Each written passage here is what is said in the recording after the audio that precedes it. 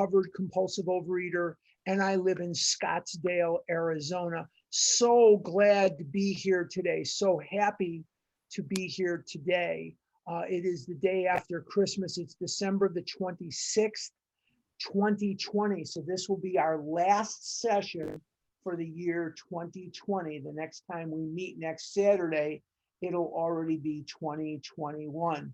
We have been talking about resentments. We have been talking about where they come from, and we have been talking about why they are so toxic to us. But let's kind of go over some of that stuff because I think it bears review. Resentment is a feeling that we feel over and over again. To means to do again. And sentiment comes from an old word, sentiri, which means to feel. So to resent something means to re-feel an old hurt or an old pain or something like, not something like, it's a feeling that we rehearse over and over again. And the reason that these resentments are so toxic to us is because when feeling them and rehearsing them, we are uncomfortable. And when we're uncomfortable and we have that buildup of human emotion, the brain is going to signal to me that it is time for me to eat cookies. It's not going to signal to me for me to eat steamed broccoli. It's not going to signal to me to eat steamed salmon or trout with nothing on it that's, dangerous for me. It's going to signal to me to eat something that is going to do what? It's going to give me the effect. And what is that effect? That effect is that sense of ease and comfort that comes instantly by eating certain foods. And that these foods will produce in me a change in my attitudes, a change in my ideas, and they will very, very temporarily make me feel better. But that's not the end of the story. We also have the physical allergy, and that physical allergy is going to get tripped. It's going to get triggered every single time that substance enters into my body. You see, if I didn't have that physical allergy and I got a resentment, I could just carry around a bunch of M&Ms or Reese's Pieces or what have you. I would have like a Batman utility belt, and I would take out a M&M with peanuts, of course, pop it in my mouth like a pill, and it would act on me like a Xanax. It would make me feel very, very good temporarily. But we also have the other side of the coin, and that is the physical allergy. And this physical allergy is a adverse, abnormal reaction to a food, a beverage, or a substance. Adverse means it's harmful. Abnormal means most people do not react to that substance the way I do. And then when I eat that chocolate to make me feel better, it's going to boomerang back around on me, and it is going to make it impossible for me to stop eating chocolate. I will not be able to predict or control the amount of chocolate or cookies or pizza or whatever it is. You could fill in your own allergic blanks. I'm not going to be able to stop. And if I can't stop and I keep eating, that is going to be very, very harmful to me. So this word allergy, an adverse, abnormal reaction. Adverse means it's harmful, and abnormal means only a small minority of people react the way I do. And these resentments are among the most effective ways of getting my mind to focus in on that sense of ease and comfort that's going to come at once by eating that substance. And that is how resentments kill, by driving me involuntarily into the arms of a Chips Ahoy cookie. Now, what is the payoff to a resentment? Because we're going to be talking about resentments all morning today. That is going to be the entire focus of our session, is going to be resentments.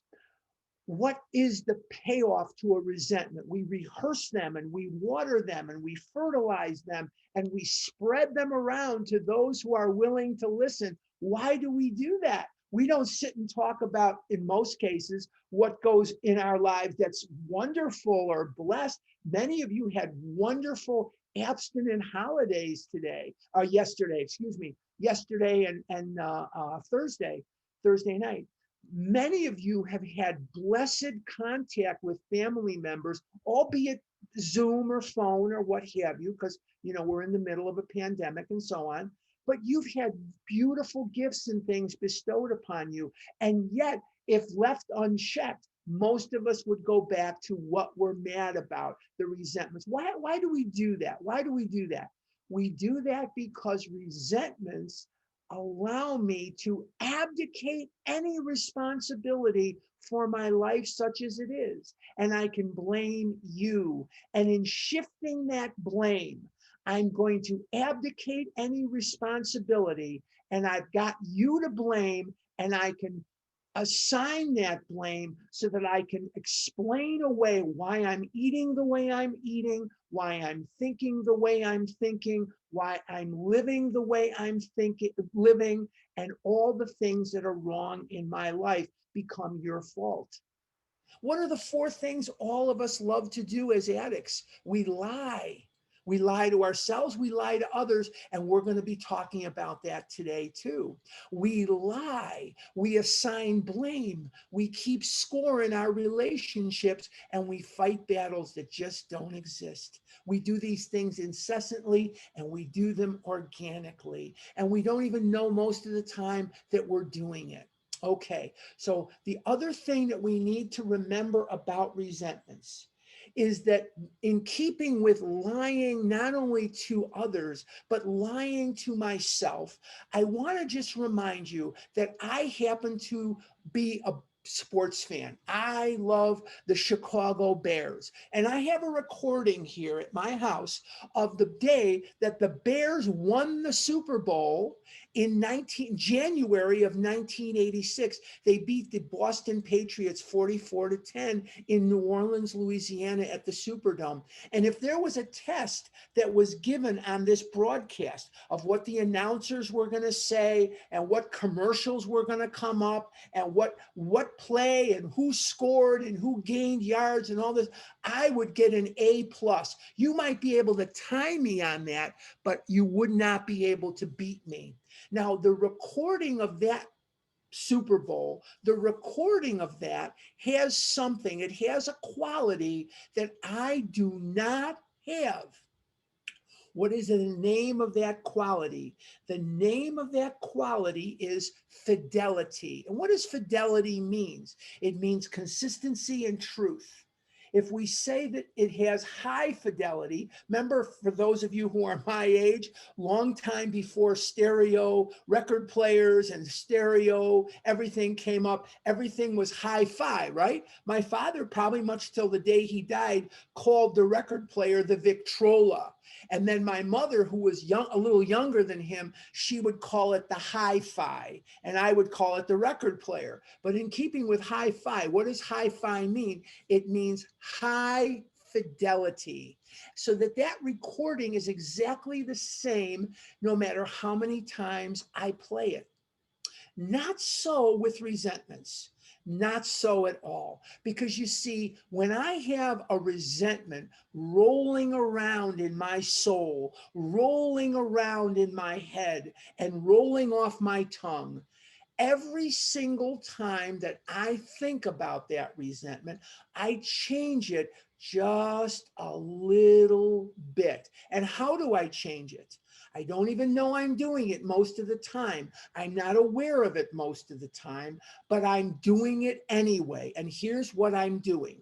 I'm making your part in this resentment just a little bit more nefarious and evil, and I'm making my part in this resentment a little more innocent and a little bit more well-intentioned. And what we find out is the road to hell is paved with good intentions. I don't know I'm doing it. I don't mean to be doing it, but it's just human nature. I'm going to cleanse. I'm going to cleanse my part, and I'm going to vandalize your part up until the point where I've rehearsed this enough so that that resentment is very clear to me, that I was innocent as the driven snow.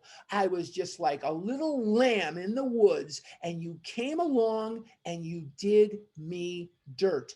And we're going to talk about that fourth column this morning of the resentment inventory. And we're going to look, probably for the first time, at our part in some of these things. And it's going to be rather eye-opening. We don't fear it. We don't have any reason to fear it, but what we want to remember is this, and I'm glad that Christmas was yesterday so that my example can be more clear. What we're doing is we're going through a series of activities that is going to uncover, discover, and discard. What are we going to uncover? We are going to uncover the things that have been blocking us from our higher power. And what are those things? Those things are the defects of character that have served me to a point to not only destroy my life, but they have brought me to where I am today. And what are those defects of character? They are selfishness, the script; self-seeking, the actions that I take to get you to stick to my script; dishonesty, anger, or resentment, excuse me, not anger, resentment and fear. So again, those defects of character, and being lazy or being late for work, or those are not defects of character. Those are behaviors that are the manifestations of the defects of character. Okay, so yelling at your friend, or being whatever, a jerk, that's not a defect of character. Okay, these are the defects of character that we're going to be talking about: selfishness, the script; self-seeking, the action that I take to get you to stick to my script; dishonesty, fear, and resentment. Those are the defects of character that we're going to be dealing with. And if you remember last week, and we touched on it the week before, where does fear come from? Where does anger come from? It comes from a threat, or a perceived threat, to our basic instincts of life. And what are those basic instincts of life? The basic instincts of life are God-given. They are hardwired into our soul by God, so that the species of human being will perpetuate itself and thrive. What are the three basic instincts and their subsets? They are the social instinct. The social instinct: make me a part of the group, make me the leader, make me a part of it, what have you. The social instinct. Even cavemen had this. They figured out thousands and thousands of years ago. Cro-Magnon man proves this out. Peking man proves this out. What else? Mongolian man proves this out. We have Neanderthal proves this out. We have an instinct in us that we can work better together in groups than we can as individuals. Me and Maria and Betty, we're going to run that wildebeest right past that tree. Now, Linda and Pam, you get ready with your stick, and you hit the wildebeest on the head. And when we kill that wildebeest, we'll all have a nice meal that we'll share together. And so that works a lot better than me by myself trying to provide for my family. And you can see how that would affect you. Now, there's a subset to the social instinct, and that is self-esteem. And self-esteem is largely reflective. What does that mean? It means I am not what I think I am. I am what I think you think I am. Let me go through that again. I am not what I think I am. I am, in my self-esteem mode, excuse me, I am what I think you think I am. So if all of you think I'm a pretty good person, that will raise my self-esteem. If all of you thought I was a putz, then that would lower my self-esteem. So if you're going to outsmart me, outwit me, and make a fool out of me, and that happened to me quite a bit, especially in my illness. I was the fattest kid around for miles. I was the fattest kid around. And so my self-esteem took a lambasting and a battering, to be sure. So anything I have in the area of the social instinct, anything I have in the area of self-esteem, or my ambitions for the future. If I want, let's just say I'm part of this group over here, but I want to be in with that group that's over there, but there's a person over there, we'll call him Joe, and Joe is bad mouthing me to those people, so I can't really get in very good with them. I'm going to lash out at Joe, and I'm going to lash out at him in such a way that will create some discomfort for him. He's going to retaliate against me, creating pain and suffering for me. And as he does this, I am going to develop a resentment. Resentment means to re-feel old hurts. Let's continue with the other two instincts, because again, quickly, because we did it last week, but quickly to review, this is where fear comes from. This is where resentment comes from. This is where a lot of our dishonesty comes from. We want to cultivate this self-esteem. We want to cultivate these things so that we can be part of the group. Now let's take a look at the second instinct. So security instinct, pocketbook, security. And we're all imbued by an instinct that is hardwired into us by God Almighty, or your higher power, whatever you believe in, whatever you choose to believe, to make money, to provide for our families. But we also are imbued by God not to spend all the money. We save a little bit for that proverbial rainy day. We don't just go out and make a dollar, spend a dollar, make a dollar, spend a dollar. We make a dollar and we try to hold some of it back as best we can so that we have something kind of built up. And that's imbued into us by God. So that pocketbook, what I have now, if you're going to take away my job or take away my money, it's going to affect me in a way that is going to make me angry. It's going to make me scared. I'm going to lash out at you, creating pain and suffering for you. And as I do so, you're going to retaliate against me, creating pain and suffering for me. And as you do so, it is going to develop within me a resentment to re-feel old hurts. What I have now or my ambition for the future.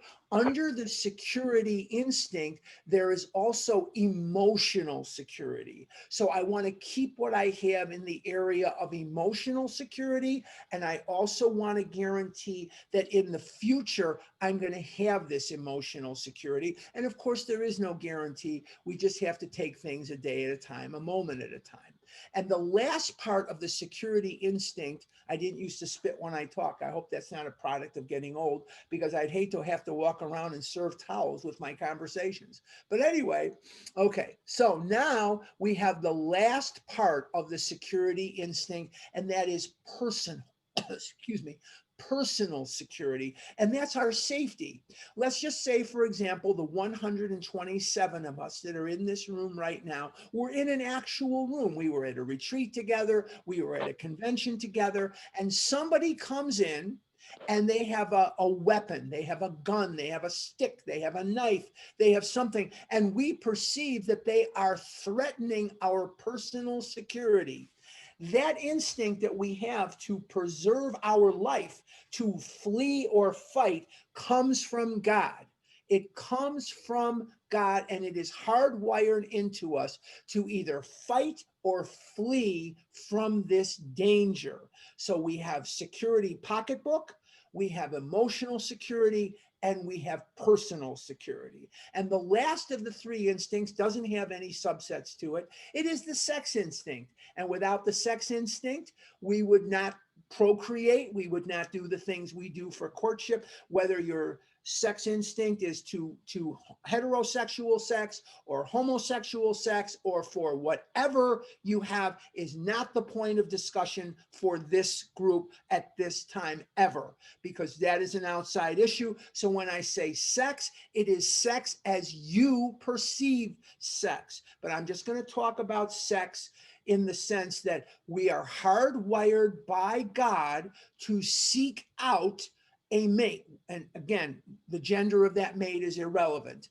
Or we are hardwired to pair bond.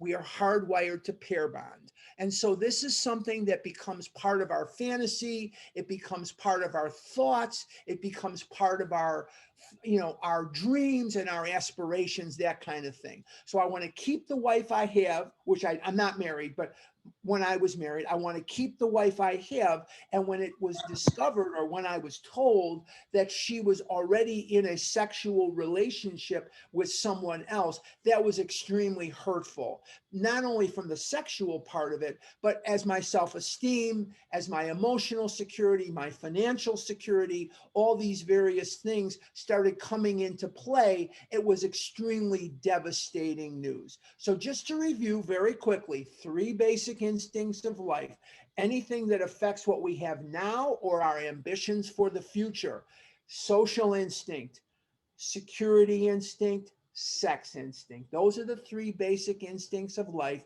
And any threat to those is going to produce the fear and the anger that you have been feeling your entire life. If every human being could have their basic instincts satisfied to a 100% degree, there'd never be any conflict on the face of the earth. If every human being had this, it would be a very, very different world, and we'd be very, very different people. But as we know, that's not possible to satisfy everyone in every situation. Some resources are quite abundant, some resources are not. If I have a crush on Susie and Mike has a crush on Susie, then there's only one Susie. One of us is going to have to look elsewhere, or Susie may reject both of us and say, I don't like either one of you. I like Marty, or I like whatever, Rumpelstiltskin. We don't know. So some resources are quite abundant, and some resources are quite scarce, as the case may be. Let's go to page 66, and let's begin our day today. Page 66, and it is the paragraph, "It is plain that a life." Page 66, and it is the paragraph, "It is plain that a life." Sorry. Okay.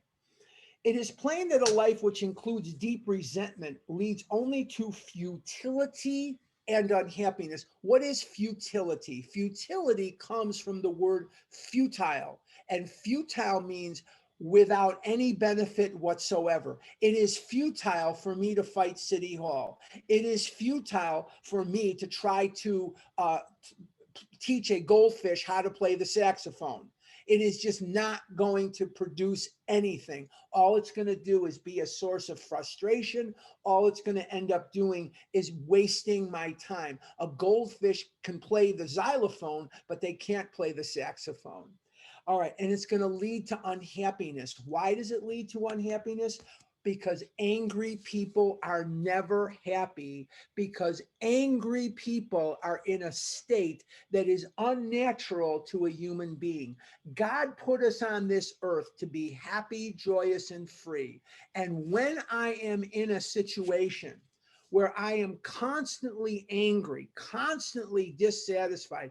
If you've ever had a relationship of any kind, be it friend, be it romantic, be it a relative or anything or anyone, with someone who is just constantly complaining, you give them $1 million and they'll complain about the size of the taxes. You buy them a house and they'll complain about the plumbing. It's exhausting. I can't be around that anymore. And I don't want to be around myself if I'm like that, because it's just too frustrating for me. I'm too old for this kind of crap. I don't want to deal with this anymore. So it becomes a source of unhappiness. To the precise extent that we permit these, do we squander the hours that might have been worthwhile? Look at what we could produce if we harness the energy of all of our resentments when we're in this stage.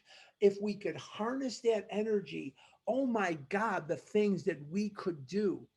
But with the alcoholic whose hope is the maintenance and growth of a spiritual experience, remember, we are looking for a spiritual awakening. If you've had a spiritual experience, that's great. I never have. I can only speak to my own experience. And my experience is that God came to me slowly.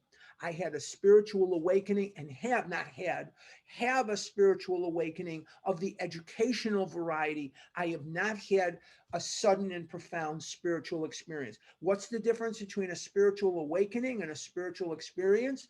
An awakening is slow developing, and a spiritual experience is sudden and profound. This business of resentment is infinitely grave. This next sentence is one of the most important sentences I will ever read in my life. We found that it is fatal.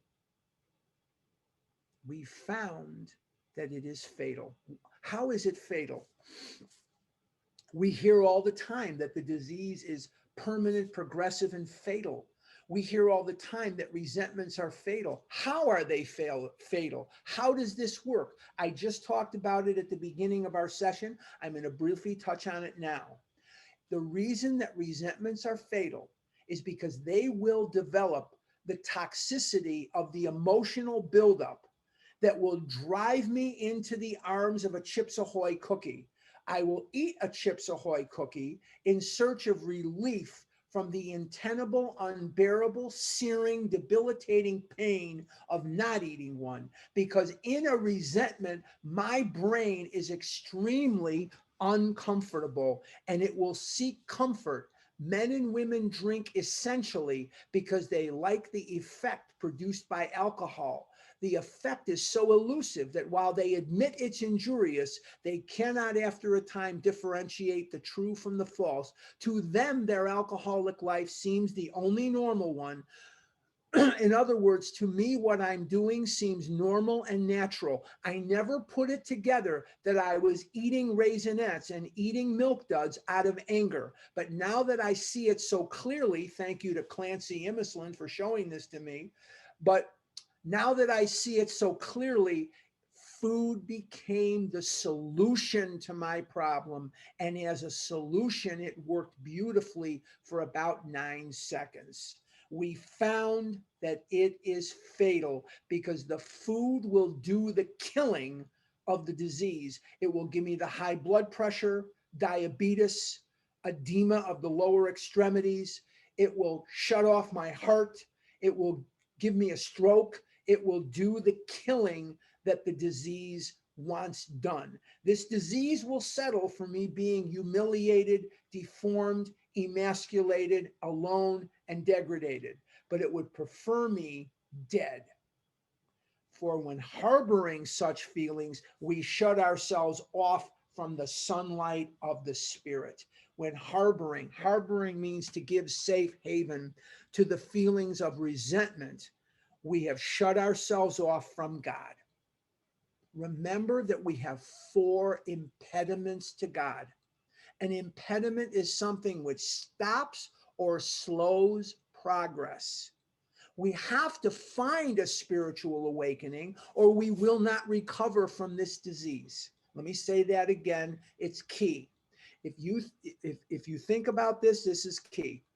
We must find a spiritual awakening as the result of these steps, or we will not recover from this disease. It is not going to happen. You are not going to have a situation where you'll have through epiphany a diet mentality that is going to be successful if you are a compulsive overeater the way I am.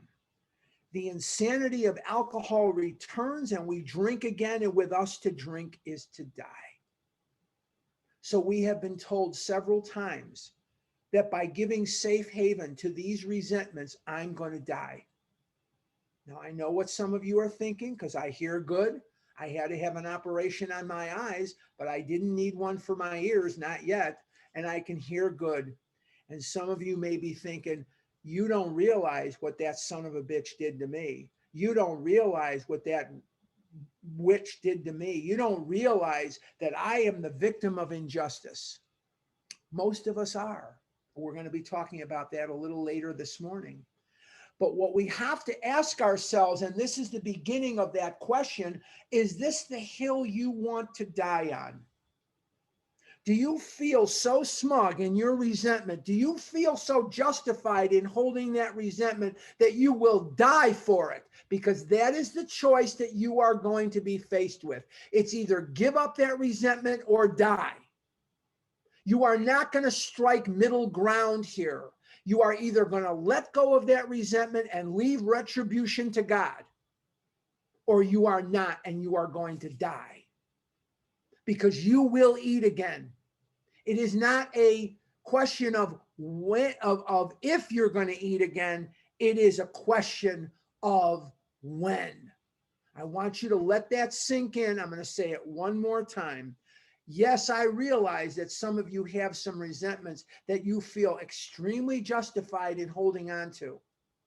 I get it. There are some really, really nefarious, mean, ill-intentioned people out there. I just had a scam on one of my accounts. I'm holding my breath, hoping that they didn't do more damage. I get it. Not everybody's nice like us, but we can either hold on to that resentment and die, or let it go and live in the sunlight of the Spirit. There is no middle ground here. If we were to live, we had to be free of anger. The grouch and the brainstorm were not for us. The grouch is somebody that's mad all the time. Every time you see them, hear them, they are mad at something or somebody. And the brainstorm is a word used very differently today than it was 90 years ago. And the brainstorm, or 85 years ago, it is somebody who's not mad all the time, but when they're mad, look out. We don't use brainstorm like that anymore. We would use tempestuous anger. We would use, crazy, whatever. But a brainstorm in those days was somebody that's not angry all the time, but when they are, watch out. They may be the dubious luxury of normal men. Dubious, seemingly right, but not. It is not a luxury that you want to have. It's not like having a brand new Lincoln or a Mercedes or a Learjet. It's a dubious luxury, not a good one. But for alcoholics, these things are poison. See, when the big book wants to tell us something, it doesn't just tell it to us once. It tells it to us several different times. And that's called spiraling the information. Spiraling the information means that it's repeated and repeated and repeated. We turned back to the list, for it held the key to the future. What list? If you remember last week, we talked about the first 3 columns of the resentment inventory. And the first 3 columns, column 1, who or what do you resent? Column 2, what did they do to you, or why do you have this resentment? 19 words or less. 19 words or less, because of the example. I don't want you writing me a novel on why you resent your mother-in-law. I don't need that. Column 1, who or what do you resent? Column 2, why do you resent them? Column 3, what basic instinct or instincts are affected? Now we're heading into the 4th column. We turned back to the list, first 3 columns, and held the key to the future. We were prepared to look at it from an entirely different angle. We began to see that the world and its people really dominated us. We thought we were so high and mighty, but we weren't. In that state, the wrongdoing of others, fancied or real, had power to actually kill. Now stop right there. In order for there to be a jail, you got to have a prisoner and you got to have a guard. Haven't you been guarding this long enough? Aren't you ready to take some time off or let it go? Because you're chaining yourself to this resentment with steel handcuffs. Is that what you want? It has the power to kill because it has the power to drive you into the food. And when it drives you into the food will kill you. Let that sink in for just a minute here. Once again, I cannot hold the resentment and recover. I must let go of the resentment in order to recover. I have a higher power now. I'm going to leave retribution to God. How could we escape? We saw that these resentments must be mastered, but how?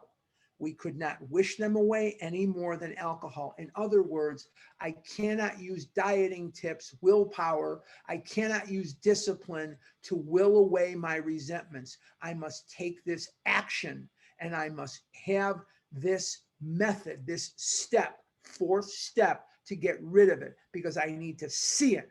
I need to see it in black and white. This was our course. We realized that the people who wronged us were perhaps spiritually sick. Though we did not like their symptoms, I'm at the top of 67, and the way these disturbed us, they, like ourselves, were sick too. We asked God to help us show them the same tolerance, pity, and patience that we would cheerfully grant a sick friend. The people that wronged us, in most cases, are spiritually sick. The people that defrauded my account, the people that scammed me, they're sick people. They're sick. I pray for them. They're sick people. When a person offended, we said to ourselves, this is a sick man. How can I be helpful to him? God, save me from being angry. Thy will be done. This is your sick man prayer. It's called the sick man prayer. If you want to write that in the margin of your book, this is the sick man prayer. And it's very, very important that you become accustomed to using this prayer because it is a life-saving, life-giving prayer. This is a sick man. How can I be helpful to him? God, save me from being angry. Thy will be done. Very, very important. So when we start to see that these are sick people, not bad people, we're starting to shift in the way we're thinking. We're starting to shift in the way we're looking at things, and we're getting closer to God and further away from the food. Let's continue. We avoid retaliation or argument. We wouldn't treat sick people that way. If we do, we destroy our chance of being helpful. We cannot be helpful to all people, but at least God will show us how to take a kindly and tolerant view of each and every one. There's an old Yiddish expression, Yiddishkeit without Menschkeit is nothing. What does that mean? Being religious without treating people like a human being is nothing. If I took the Catholic religion and the Jewish religion, the Protestant religion, and all religions known to mankind, Muslim and Native American religions, not languages, religions, and Buddhism, and all these other various religions, Shinto, whatever you may have, and I boiled it down to one basic truth, this is what we would find. Treat others as you would want to be treated. Who among us has not hurt someone else? Who among us hasn't said something that was hurtful to another person? Who among us hasn't lied?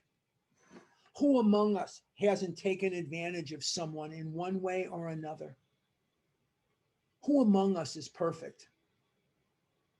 And yet we want to excuse ourselves and have everybody excuse us, but we want to crucify, we want to skewer the person who wronged us. God doesn't have grandchildren. Every one of those people is a child of a loving God. It is a child of God. Now we have to shift our thinking. We have to shift the way we're looking at these things. Now, Referring to our list again, page 67, this is the paragraph where we're going to do the fourth column of the resentment inventory. So you may want to take some notes here. Referring to our list again, putting out of our minds the wrongs others had done, we resolutely, what does resolutely mean? It means with purpose, look for our own mistakes. Oh, that's the first time I've ever done that. I'm not used to looking at my mistakes. I'm just used to looking at your mistakes because I love to assign blame. I, with purpose, look for my own transgressions. Where had we been selfish, dishonest, self-seeking, and frightened? So I'm going to list what I did to cause this resentment, if anything. And now I'm going to put down the character defects. So there should be two pieces of information in the fourth column. What did I do to bring the resentment about, and what character defects were brought to the surface? If I lied, it won't just be dishonesty. There will be fear involved. There will be selfishness involved in almost all possible cases. Self-seeking probably too. Though a situation had not been entirely our fault, we tried to disregard the other person involved entirely. So now we are looking at our part in this. Where were we to blame? The inventory was ours, not the other man's. When we saw our faults, we listed them. We placed them before us in black and white. That means we're going to write it down in the fourth column of the inventory. What did we do to bring the resentment about, and what character defects were brought to the surface? We admitted our wrongs honestly and were willing to set these matters straight.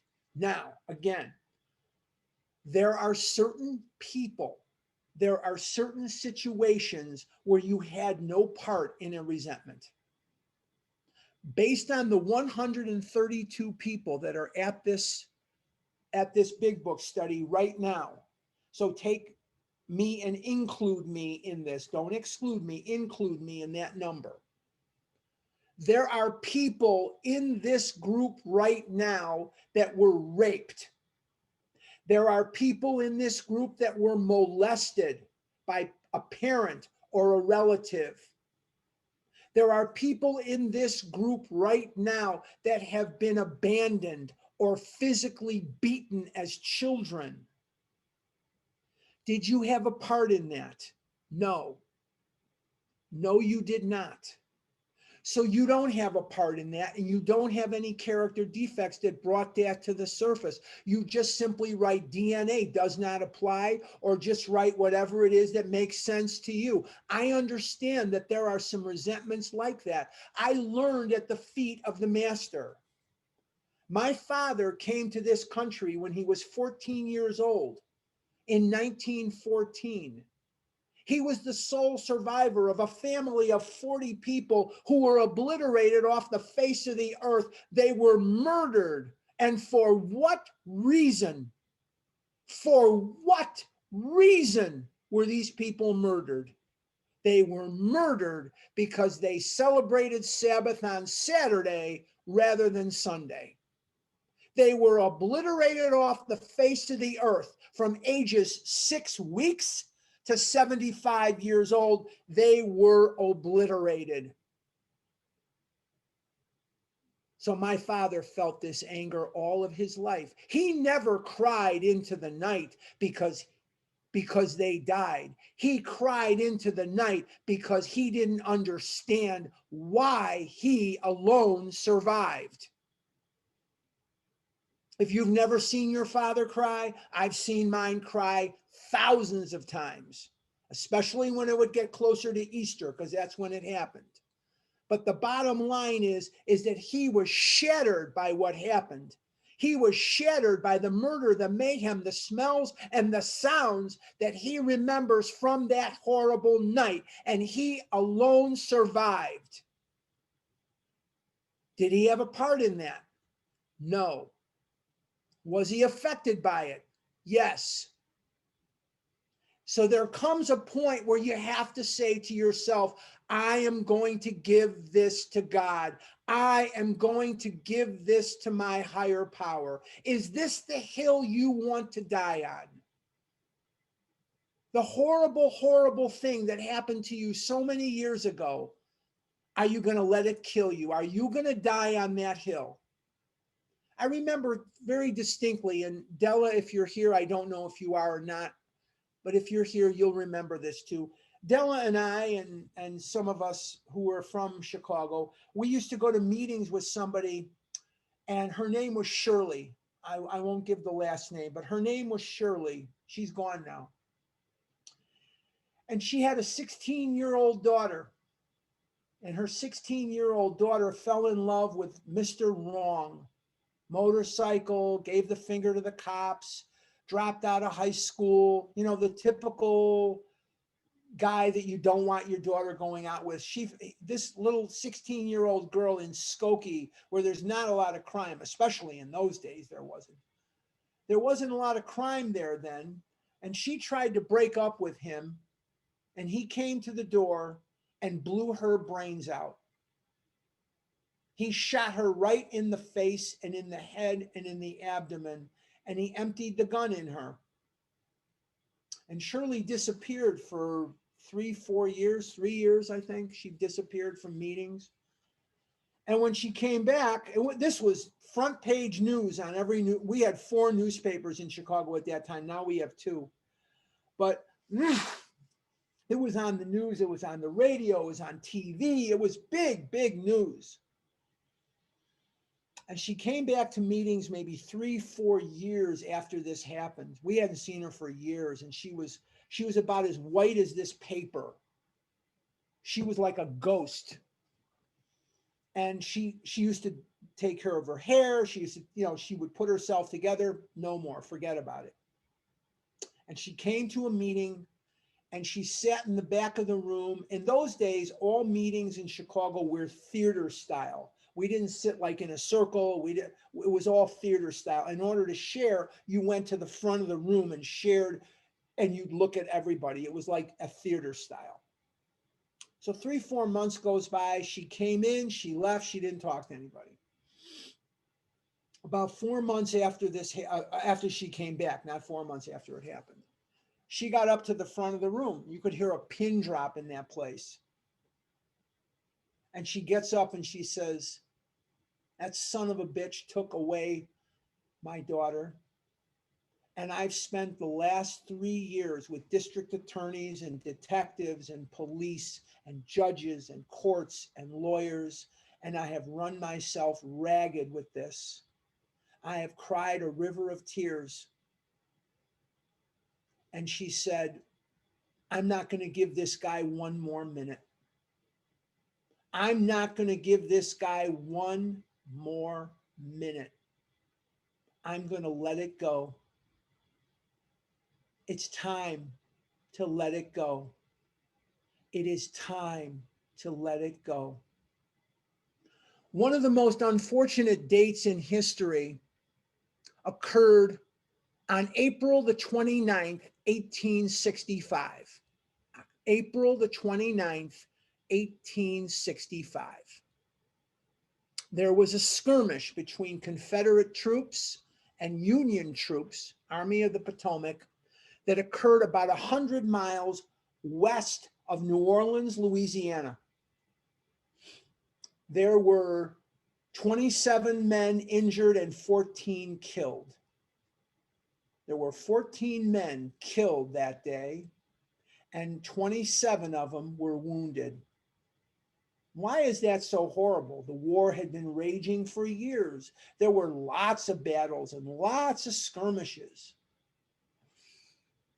On April the 9th, 1865, Lee surrendered to Grant.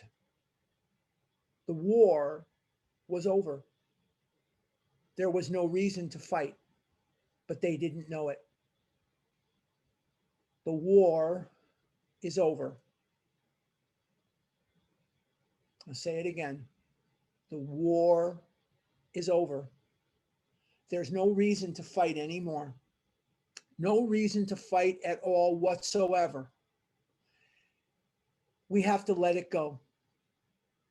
And it is very, very difficult at times to let it go because we just feel a responsibility. Yes, that's the word. We feel almost a responsibility to keep the venom going, to keep the hate going. And we know who to talk to so that we can rehearse the hate and we can talk about it with these people and we can hate and hate and hate and get fatter and fatter and fatter and fatter. We cannot afford the luxury. We cannot afford the dubious luxury of this resentment. So let's review the 4 columns of the resentment inventory. Column 1, who or what do you resent? Column 2, why do you resent them or it? 19 words or less, please. Don't write a book. Do not go off and write War and Peace about why your mother-in-law is a witch. It serves no purpose whatsoever. Column 3, what basic instinct or instincts, plural, are affected?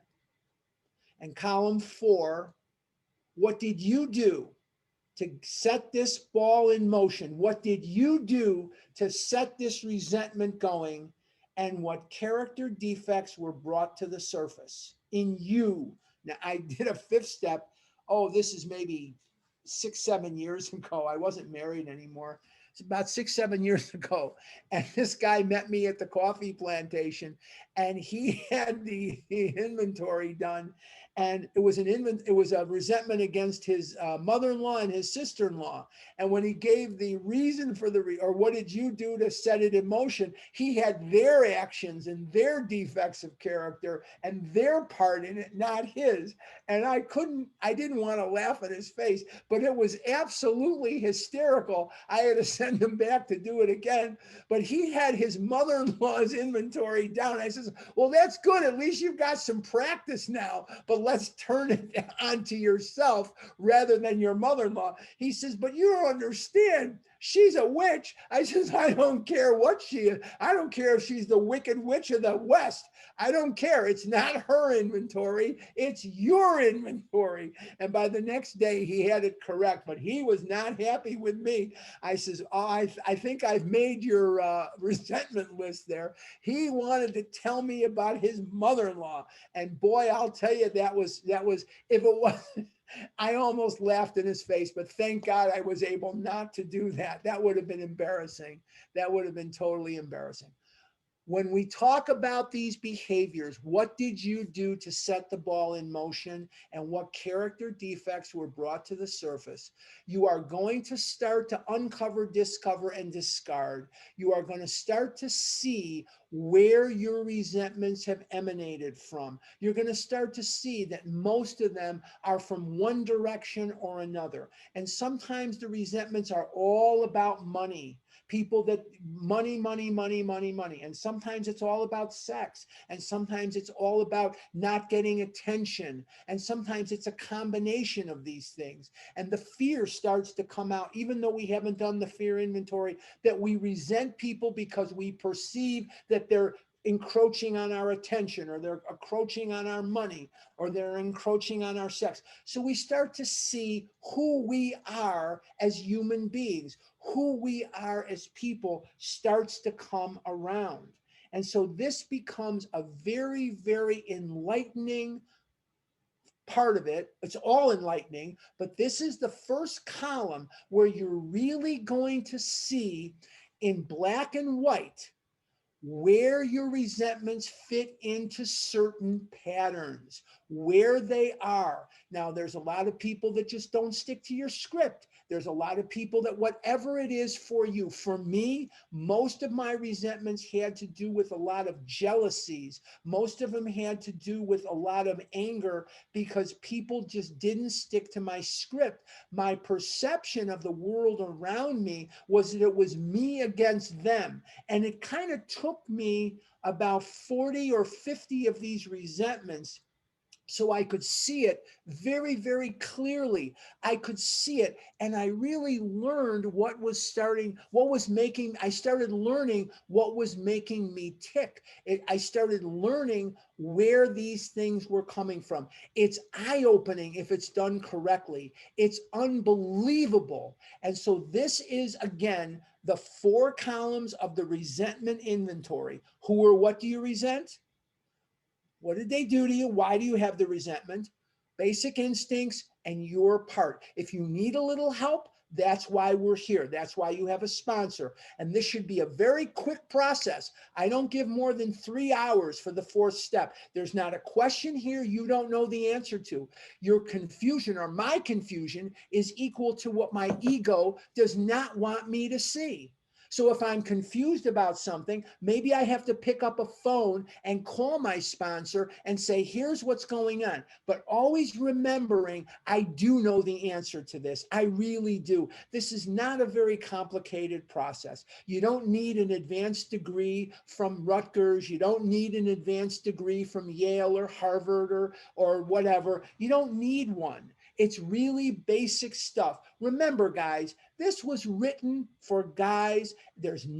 These guys were in the Depression. Some of them were educated. Most of them were not. Most of them had less education than you do. These guys, because of the Depression, were forced out into the workforce or forced into World War I at very young ages, very, very young ages. Let's cover one more paragraph, and then Maria, I'll turn it back to you because I want to set us up for the fear inventory. And I hope I've explained the resentment inventory. I'm confident that I have, but if something comes up in Q&A, it comes up and that's okay. But I want to get us kind of rolling into next week with the fear inventory. I'm at the bottom of 67. Notice that the word fear is bracketed along the difficulties with Mr. Brown, Mrs. Jones, the employer, and the wife. This short word somehow touches about every aspect of our lives. It was an evil and corroding thread. So I'm sewing something, I'm making something, and the thread is corrosive. What's going to happen to the tapestry? What's going to happen to what I'm sewing? It's going to fall apart. It's going to fall apart. I have to have thread that is not corroding, and fear is going to make my life fall apart. And how does it do that? It's going to drive me into the food. The fabric of our existence was shot through with it. We are more scared than we realize. And those people that you know in your life that seem very, very confident, because you're judging your scared, angry, weak, broken insides with their seemingly together outsides, they're scared too. They're scared too. They may not be scared of the same things you're scared of. They may not have the same fears that you have, but fear is not a characteristic of the weak. It is a characteristic of the human. Let me say that again. Fear and anger are not a characteristic of the weak. They are a characteristic of the human. And that's why we have a 10th step. And that's why we have an 11th step, because we're constantly going to have these things come up in our lives. Remember, it says on page 84, when these things crop up, referring to the defects, it doesn't say if, it says when, and that's a very key distinction. It's set in motions, bottom of 67, trains of circumstances which brought us misfortune we felt we didn't deserve. So we were scared, and that created more problems, and we felt like the world was persecuting us, didn't we? But did not we ourselves set the ball rolling? There again, we're going to be looking at our part. Sometimes we think fear ought to be classed with stealing. It seems to cause more trouble. So the more we fear, the worse things got. But we have no power. Lack of power was our dilemma. And we have no power with which to fend off these fears on our own. We had to have God's help. And in order to get God's help, we are going to have to do this inventory process. And in doing this inventory process, we are beginning to get God's help, because in order for us to know what we need help with, we have to see what it is. Okay, we're going to go to Q&A now. We're going to go to Q&A.